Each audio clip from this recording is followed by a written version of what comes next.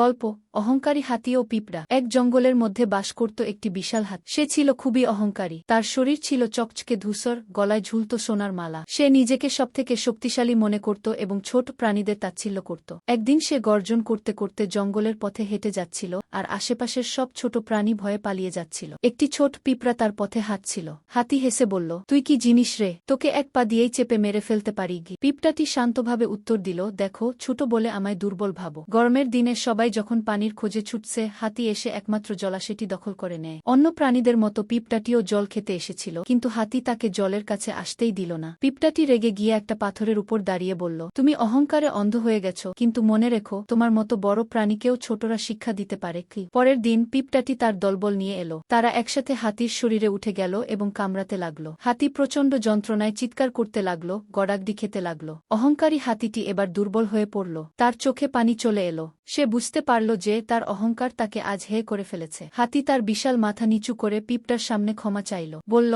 আমি ভুল করেছি। আমি বুঝতে পারি তুমি ছোট হলেও অনেক শক্তিশালী।